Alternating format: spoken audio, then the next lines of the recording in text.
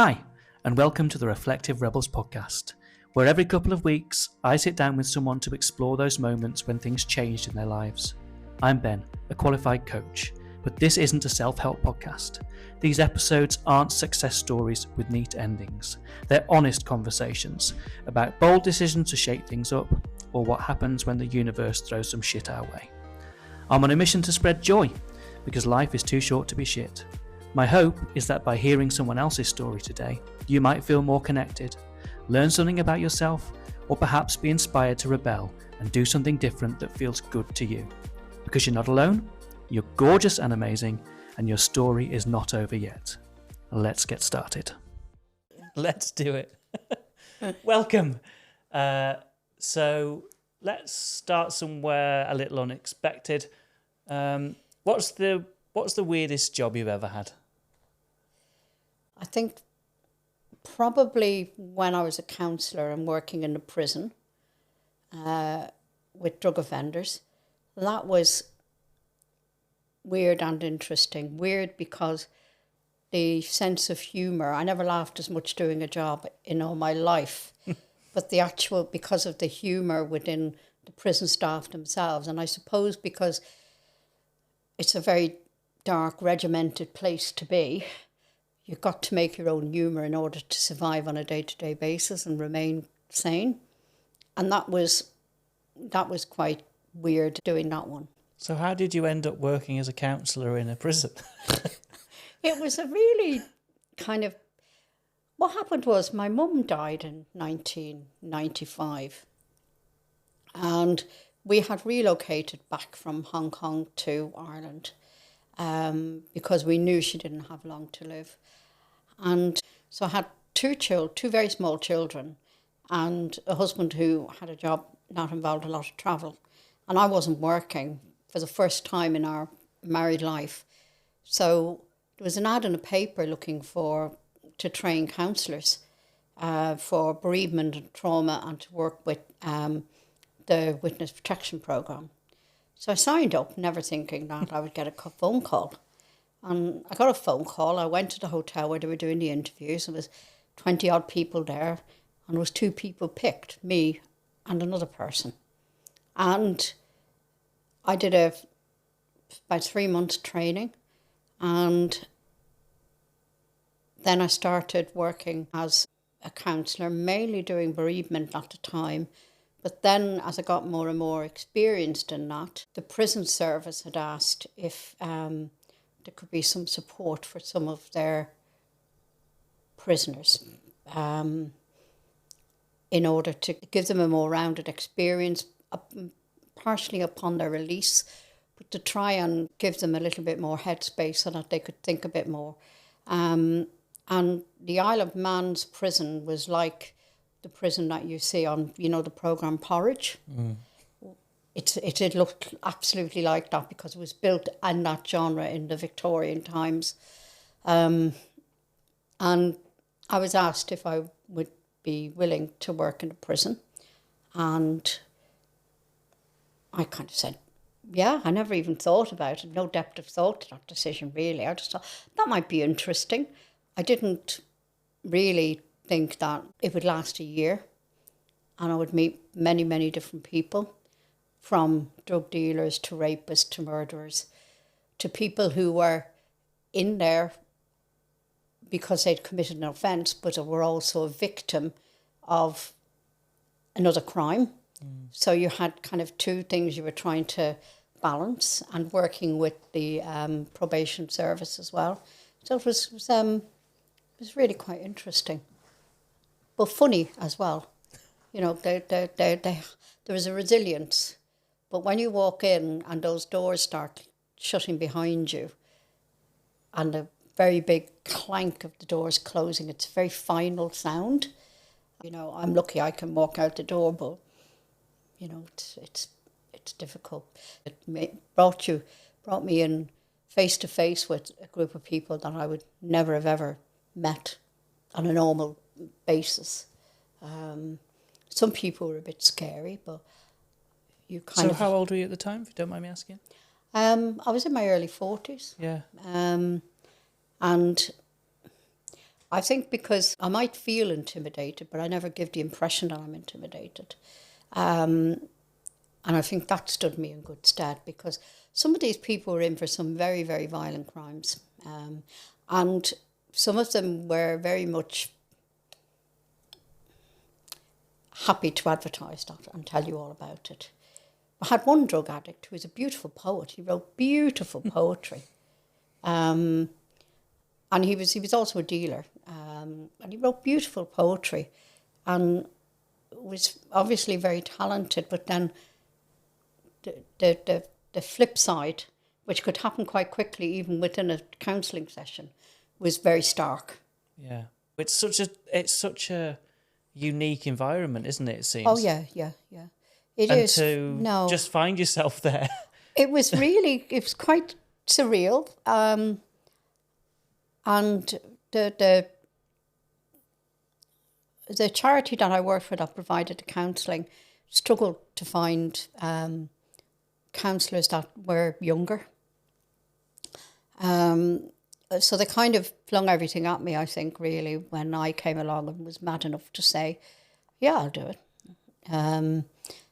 Keeping that distance when you're within the counselling environment, so that doesn't in any way revisit you when you walk out of that prison gate, is essential. And there were other aspects of that counselling where I remember once I was sitting with a young lady who had massive abuse problems, and her boyfriend had thought that the counselling was about him.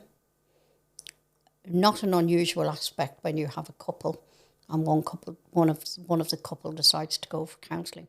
Sometimes the other one immediately thinks it's all about him. Wasn't. So he decided in his wisdom now he would go to the pub and get absolutely hammered drunk and then break into the counselling session drunk. And I'd never met him before. And my immediate thought was when he was very aggressive, and the only thing I could think of was, where is the door in this room and where's the window so that I can get out of here if I need to. But I did kind of say to him, I said, look, I'll just knock you out if you like. You can just continue shouting. But sometimes you've just got to present that kind of really outlandish thought that this 5-foot woman's going to knock out this 6'2" guy who's absolutely rampant on alcohol. But it just gives you that minute to bring things back to a bit more of a plausible situation. And then he started crying and apologised because he realised it was just kind of that shock to bring him back. But yeah, it was very interesting. Sounds really brave and quite... I don't know about stupid, probably. Not very well thought out, but bravery, I'm not so sure.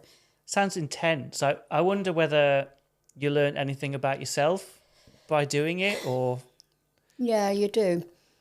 You learn that sometimes backing off is not a failure, and backing down is a route that you need to take, or sometimes pushing a particular topic, or because I've got a very inquisitive mind. I'm very, I'm curious, but you have to prevent that sometimes. And it means that you've also got to watch people and do a lot of people watching, even their mannerisms and how they tell a story, for instance. It hones your skills on that. And you have to listen very carefully when people are telling you things. And I think it made me very humble because people shared some really, really dark things, some horrible things. And okay, I was a stranger to a certain degree, but even to do that was their bravery, not mine. So it made you a bit more humble. I mean, don't get me wrong, you get in the car, you drive home and you think, good grief, that was absolutely horrendous, and you would need a period of time to process it. But you also learn, my God, my life is not, I whinge, but my life has been quite walk in the park in comparison to that. And that individual is still standing, and that individual is still going, and that individual is seeking help to try and move on with their lives. And that's huge bravery. That's not my bravery going into the situation. It's huge bravery for them. And they sometimes don't see that. They see it as a failing. But yeah, I think that's the one kind of one of the things I learned from it.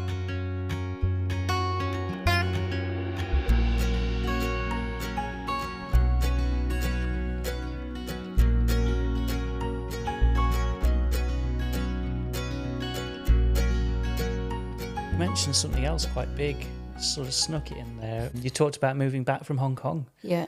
So how did you end up in Hong Kong in the first place? What's it like to live in Hong Kong? Our lives, when Paul and I got married, has been a series of adventures. And we've taken a decision on various times during that nearly 40 years of jumping off cliffs sometimes. Not almost just for the sake of it, but because, well, if we don't do it now, we won't do it. And we had moved to the Isle of Man the day after we got married because Paul had been offered a job. And that was in the mid-80s. The mid-80s in Ireland, in Dublin, Ireland was in this deep, dark depression. The economy was on its knees. There was no work. And we couldn't see any way forward for. So we decided he was offered a job in the Isle of Man. We moved, and I then went to work for, they were originally called Ernst & Winnie, but they became Ernst & Young. Paul was working for a company that did an awful lot of corporate restructuring, and he was sent out to Singapore. The bank that was involved with some of that lending was a Dutch bank, and he got quite friendly with them while he was out there doing this deal. And then he was offered a job. And it was a case of do we, don't we? So we decided, okay, we'll go for it. So we up sticks. Life was uncomplicated. We had no children, etc. We up sticks and off we went. To a mad place. Hong Kong never sleeps. It is noise 24/7.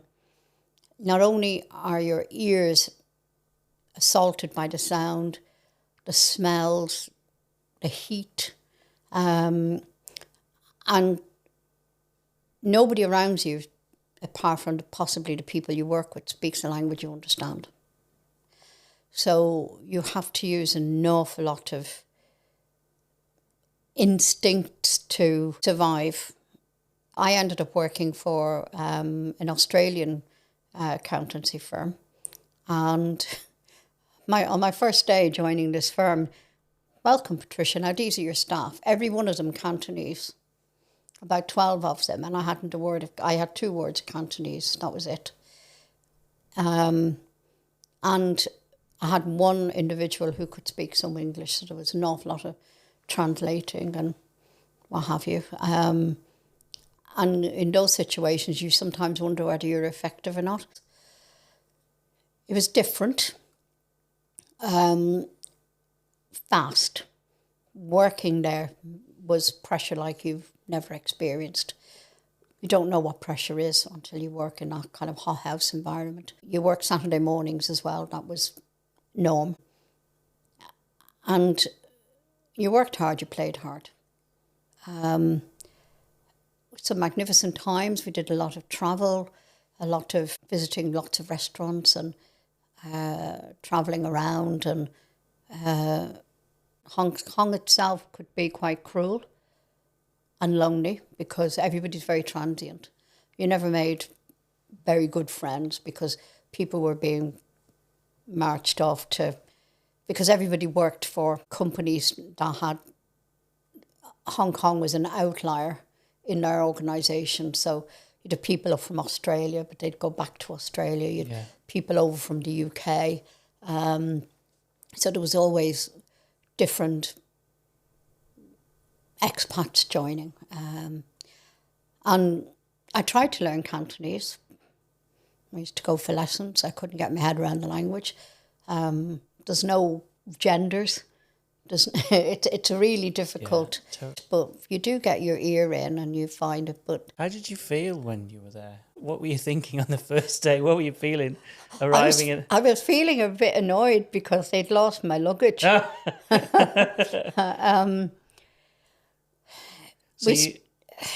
Overwhelmed. 9 million people.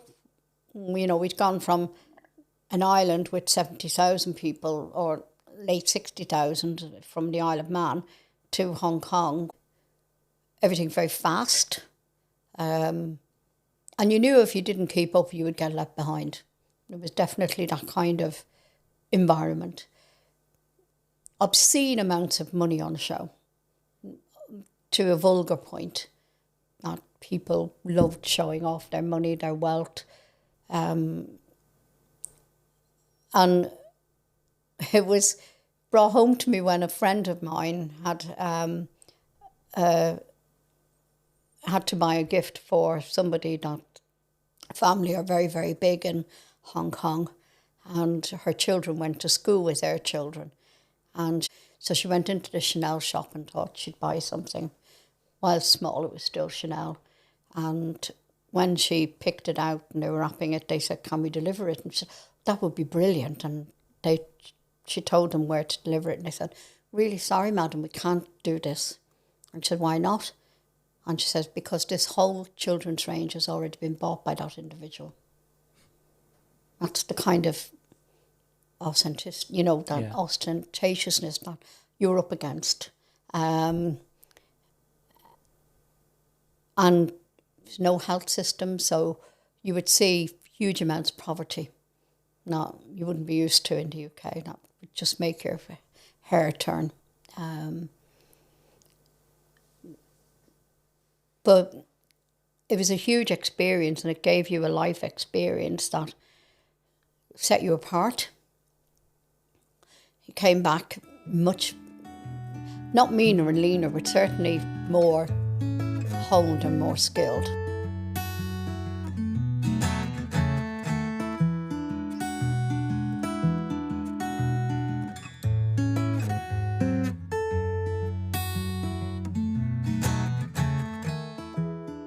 Yeah, I think travel can have an amazing impact on us, can't it? Huge impact. Do you think you came back different?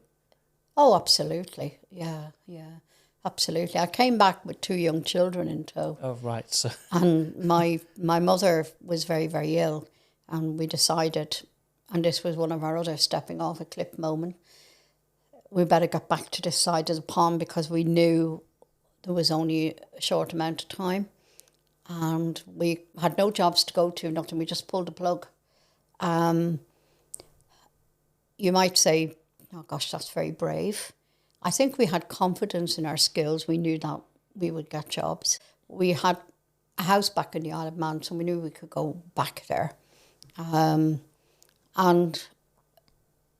we certainly arrived back to a much slower pace of life. That took us about 2 years to actually come down from that constant buzz and, everything done at the click of a finger. So how did that conversation go then? You sort of sat at the dinner table, we're going to quit our jobs, we haven't got jobs to go to, we're moving back to the Isle of Man. It was, my mother's doctor was a very long-standing family friend, and I had rung him up because she'd just come out of an operation, and he told me, warts and all, exactly what was going on. And I wouldn't say we were fearful, we just knew we had to do it. And Paul's very good in not in crisis, but in situations like that where this has to be done and it has to be done like this, and he just cracks on with it while I sit in the corner and have the mental breakdown. And then I get up from the corner and crack on with things, and he goes into the corner. So we're very good at kind of managing our way. Sounds like a good team. We can be. The team sometimes has cracks. But every team does, Sometimes there is a falling out of or a disagreement about a particular way forward. But we always managed to reach a compromise. Have there been things? What have you disagreed about? Any of the big things? So the Hong Kong, Isle of Man. Were you both on the same page? Yeah, not big things. Yeah. Not big things. I think one of the things that we probably were more cautious of was moving to Cumbria. Right. The children were older. Life was more complicated. But we knew that the Isle of Man wasn't giving us what we wanted. It was difficult because we were moving to start a business. And that in itself was different ideas as to how you approach that and how you do that and how you integrate a family. Because we moved with 2 children, 4 dogs and 2 horses, and a cat. So it wasn't a small... And you started a business.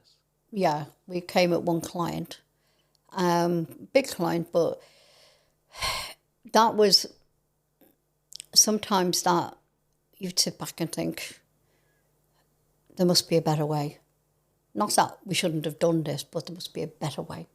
So I think that was the only time when there would have been a bit of a glitch. So what was different? I think the expectations on ourselves, because it was all on us. We weren't in employment. So it was the first time really where everything, all of the success was down to us and stood on our heads. And you do feel a sense of responsibility to your family and to each other for that. And working side by side with your partner, which I'd never really done before, was a big learning curve because everybody's different and they have a different persona outside of the workplace as they do in the workplace. And then you're suddenly, from both sides, they suddenly kind of have to deal with that as well. So there's a different facet and the pressure of making the business work, getting the clients, networking, meeting and greeting, doing all of that. It was hard work. Mm. How did you make it work then?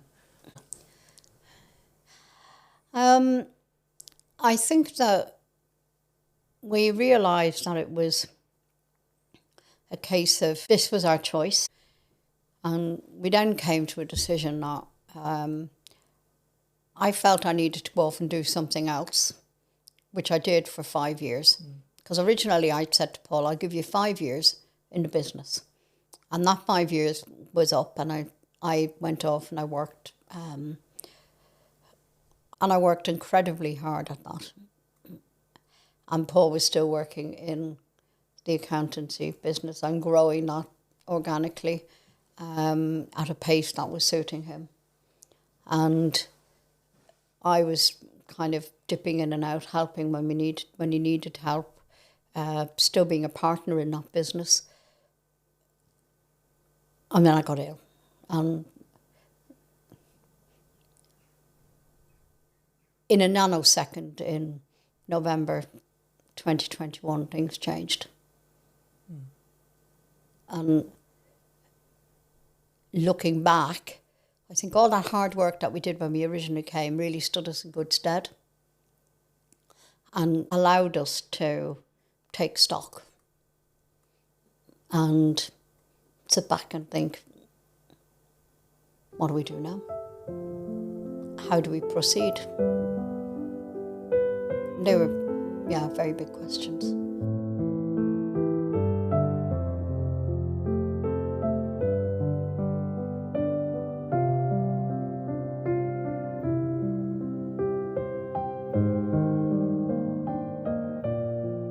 Do you want to talk about getting ill and what happened, or would you prefer not to? Getting ill was, I'm laughing, but it wasn't funny at the time. It was in that strange kind of period where we were just coming out of COVID and you couldn't get in front of a doctor. And I'd been feeling unwell for some time.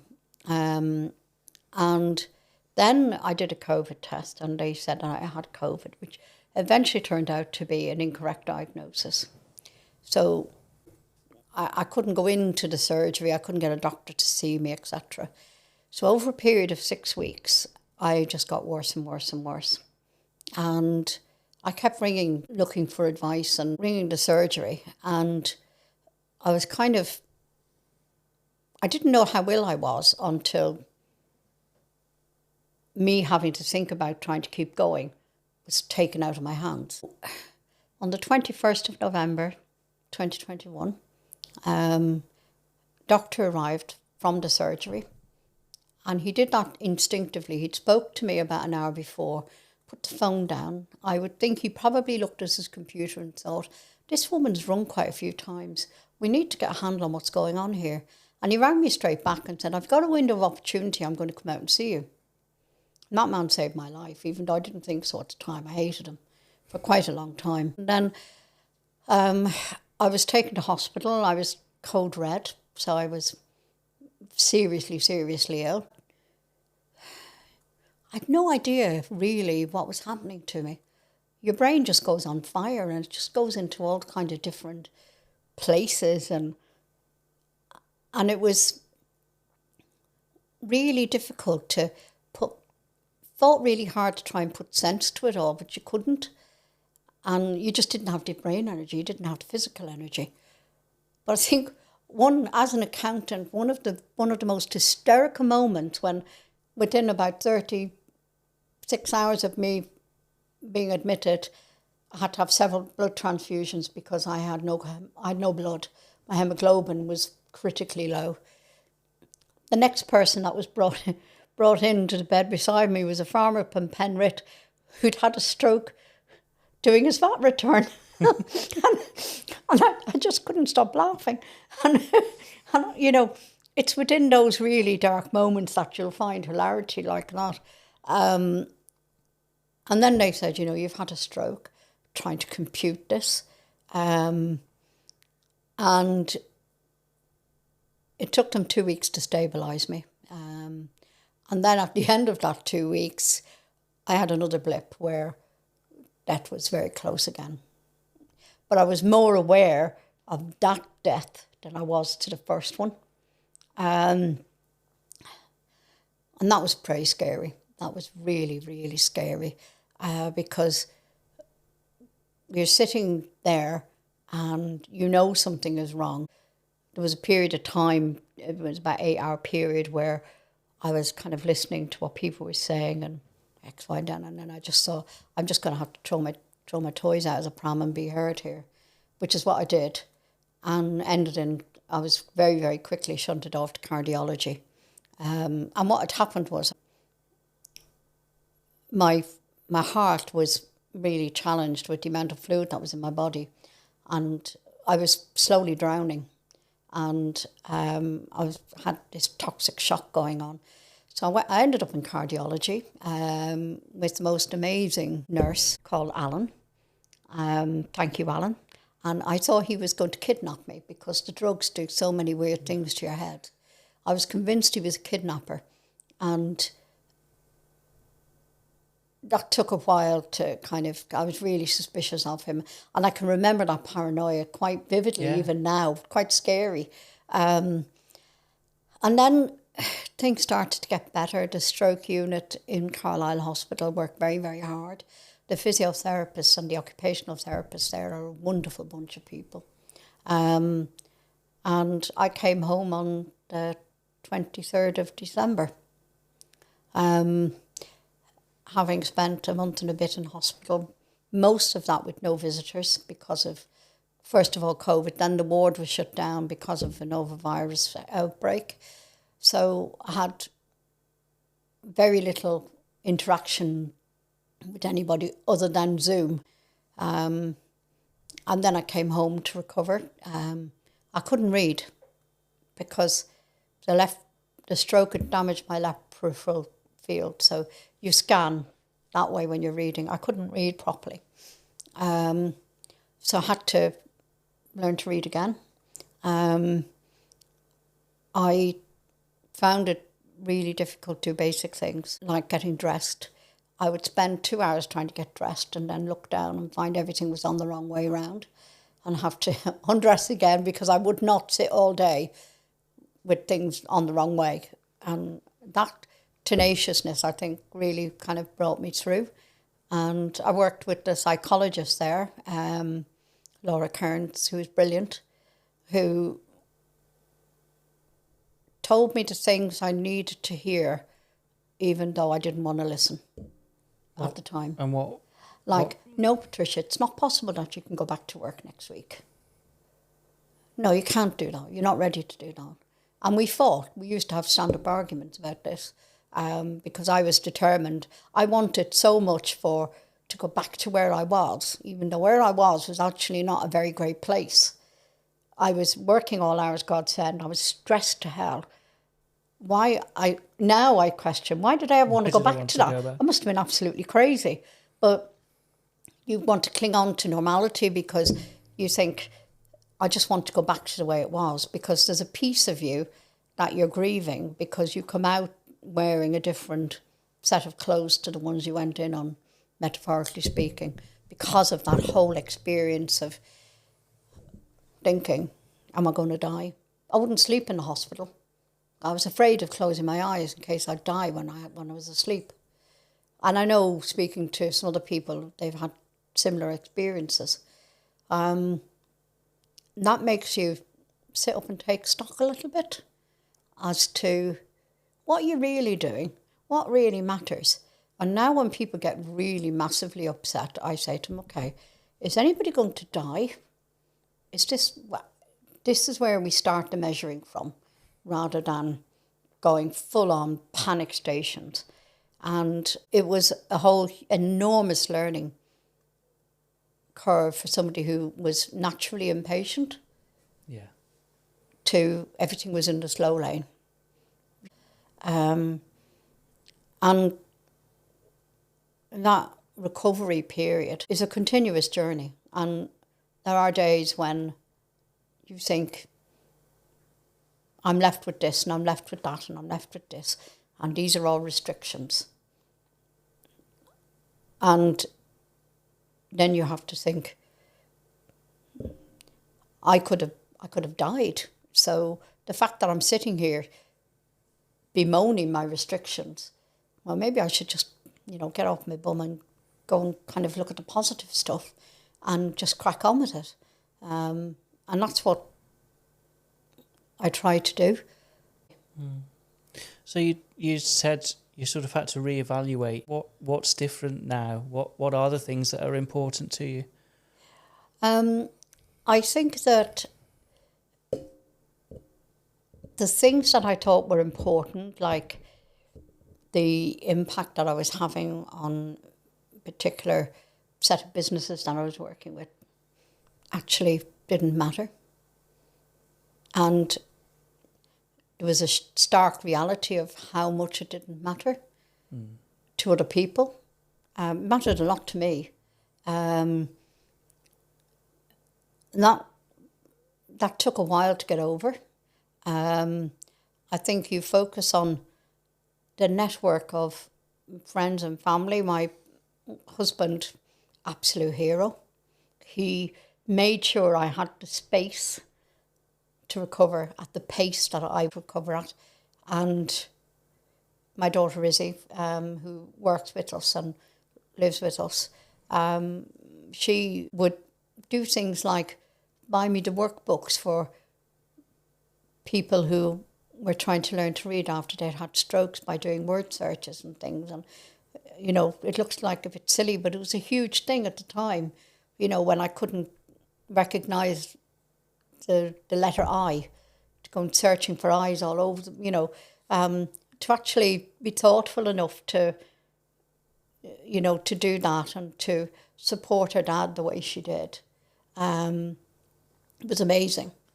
And our friends, our circle of friends who really did row in and make sure that Paul was safe. We'd never spent that amount of time apart from each other. Yeah. And support us, make sure that he was okay as well. And then when I came out of hospital, the circle of friends that we have, who were always kind of not in my face, but and some of them had had big health scares themselves, would, be sending me a message, just checking in to see if you're okay. And that means a hell of a lot when you feel that you're on a lonely journey. It means a massive amount. And they were so crazy and so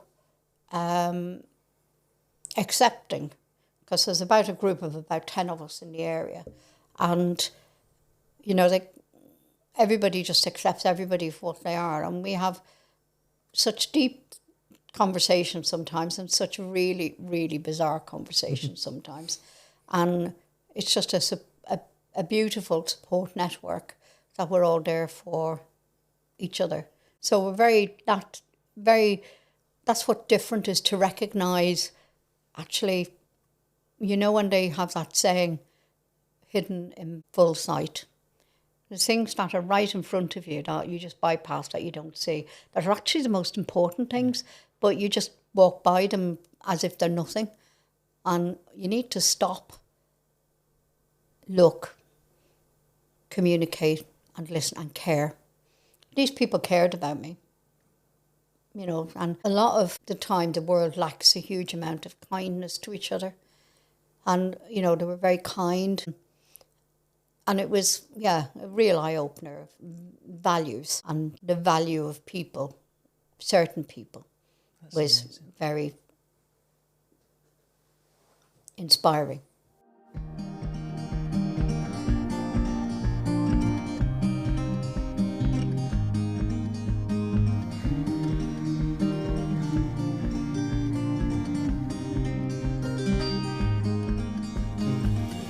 Sort of leads us on, I think, naturally to the question of joy and how you find joy in your life now, what joy means to you. Oh, this was something that I thought a lot about after you'd sent me the blurb for this podcast. Joy to me is, my first one would be opera. Wow. My dad was an amateur opera singer, and he sang opera from the time I could remember as a child. I have all his old 78 vinyl wax records that he had, and I love opera. So my best afternoon that I can spend with myself is I take myself off to the Lonsdale Cinema in Annan, a family-run I love it. place. They look after me because I can't see when I go into the dark. And they screen the operas and the ballets. And I sit there and I can just close my eyes and I can just let that. There's a freedom in my heart when I hear the music and I hear the voice and that beautiful instrument that is the voice that just soars. And I just feel that's a great sense of freedom and envy that I can't sing like that. And even though most operas are horrendously tragic and you end up in tears by the end of it, but the actual whole experience, I find, I absolutely, I love it. And I love the music and I love the voices in particular. And that's where I find my roots to joy. I can forget about everything else. Freedom. Yeah. That release of your heart soaring, when you're listening to Pavarotti cracking his high C on Nessun Dorma and you think, beautiful. It's amazing, isn't it, the power of music? Oh, God, yeah, it's beautiful. So we end with what's next, because the story's not over yet. What's next? What's next? I think we want to start travelling again. We have done quite a lot of travelling, but obviously when I got ill, I wasn't allowed to fly for quite a long time. So we started doing a lot of overland stuff.